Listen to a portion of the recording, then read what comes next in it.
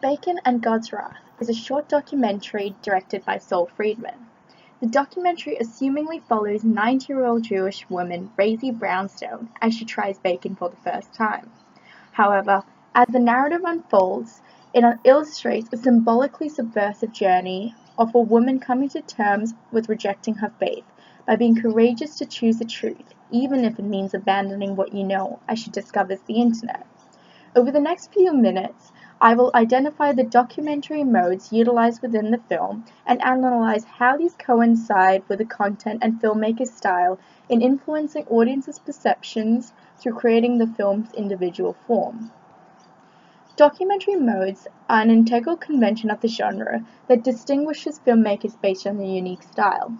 According to documentary theoretician Bill Nichols, there are 6 key modes which include the expository, observational, poetic, participatory, performative, and self-reflexive. Nichols states that these 6 modes, they set up conventions the film might adopt, and they provide specific expectations viewers anticipate having fulfilled. Additionally, the interaction of various modes assists in communicating the unique form and filmmaker's vision of the documentary for audiences. Bacon and God's Wrath is a multimodal documentary that encompasses elements pertaining predominantly to the participatory mode, followed by the observational and expository mode. The participatory mode is clear, as the voice and structure throughout the film is characterized by the strong engagement between Friedman and Rosie through an informal interview style. This is evident as audiences can hear Friedman asking Rosie questions pertaining to why she keeps kosher, her past, and why she might be afraid of change.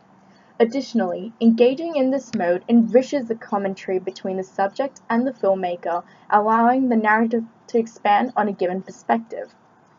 Subsequently, Friedman actively constructs a continuous time and space by interconnecting the present with the past through the use of archival footage. This is exemplified as Friedman incorporates footage of a rabbi that Rosie recounts from her great-aunt's story. The use of archival footage is indicative of the participatory mode, as footage of past events becomes appended to the commentary in order to avoid hazards of reenactment. Furthermore, the interchange between the past and the present achieves Friedman's vision of conveying to audience members the knowledge that can be revealed when subjects are confronted by others. Another mode employed is the observational mode, where the filmmaker applies a fly-on-the-wall approach by unobtrusively recording the subject and their actions as the narrative unfolds. This element is particularly evident when Friedman observes Rosie as she makes her journey at the end of the documentary to try bacon for the first time. According to Nichols, utilizing this mode offers audiences to take an objective rather than subjective view of the subject's journey. This also helps create a sense of intimacy between Rosie and her experience, allowing audiences to make their own inferences about the film. The final mode presented in Bacon and God's Wrath is the expository mode. Elements of the expository mode are featured from the beginning, as Friedman establishes Rosie and the context of the film through the use of title cards. Furthermore, the expository mode is supported through the filmmaker's construction and incorporation of expressive sound, music, and voice of God narration given by the subject. This is evident throughout the film, as Friedman incorporates upbeat accordion music in the beginning when introducing Rosie, positioning audiences to react warmly to the subject. However, when Rosie narrates the story of her great-aunt rebelling against her faith, Friedman incorporates a more somber accordion melody to accompany the events of the narrative. These elements are powerfully utilized in establishing Rosie's psychological point of why she kept kosher for all these years. Thus, the conglomeration of various documentary modes helps audiences understand Rosie on a personal level and sympathize with her struggle. Furthermore, Friedman enhances the serious and playful tones of the documentary through the application of techniques that are specific to his individual style. Throughout the documentary, Friedman utilizes realistic techniques such as cinematography, close-up shots to highlight the emotional points of the character. This is evident as Rosie talks about why she kept kosher for all those years. The close-up on Raisy's profile reinforces to audiences the hesitancy she has in talking about the sensitive matter. Additionally, this technique supports the participatory mode as audiences see the subject from the filmmaker's point of view. This allows for audiences to feel the emotion that the filmmaker experiences when interviewing the subject. Friedman also utilizes close-up shots on the subject's hands to signify Raisy at her most vulnerable. In contrast, Friedman also incorporates mid-shots to create a sense of anticipation for audiences. Patricia Off-the-Hide states, "A single shot may be framed differently and carry a different meaning depending on the frame." This is clearly exemplified at the climactic point of the narrative, as Friedman utilizes mid-shots to show parts of Racy as she tries bacon, but never once reveals the emotions on her face. According to Friedman, the significance of eating bacon is entirely symbolic. My thought was focusing on the anticipation.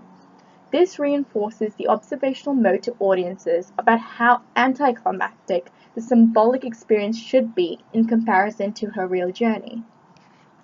In contrast, Friedman emphasizes the use of formalistic techniques such as animation and visual effects to enhance the surrealistic tone of the documentary. Friedman utilizes these techniques across a range of his films such as Day 40 and Junkers Shamisen to create a strong expressionistic visual form with high-impact effects. In Bacon and God's Wrath, this is evident when Raisy narrates her great-aunt's story, and Friedman illustrates this through an animated form that is accompanied by a voiceover. In doing so, Friedman clearly reflects the expository mode by moving forward the narrative with the support of illustrations.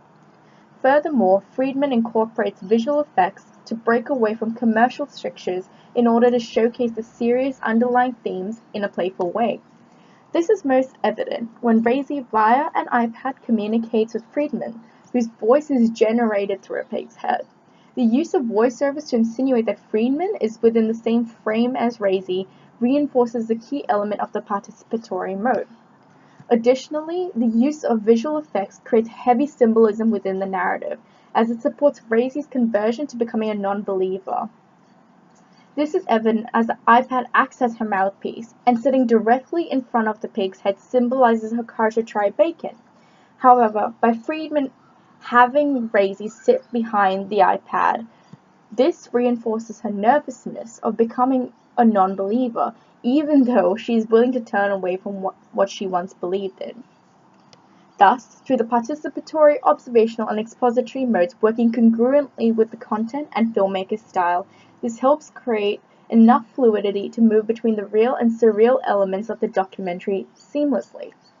Friedman's unique vision effectively juxtaposes the tone within Bacon and God's Wrath, allowing audiences to follow Raisy's journey in an innovative and spectacularly visual way. Thank you for watching my presentation.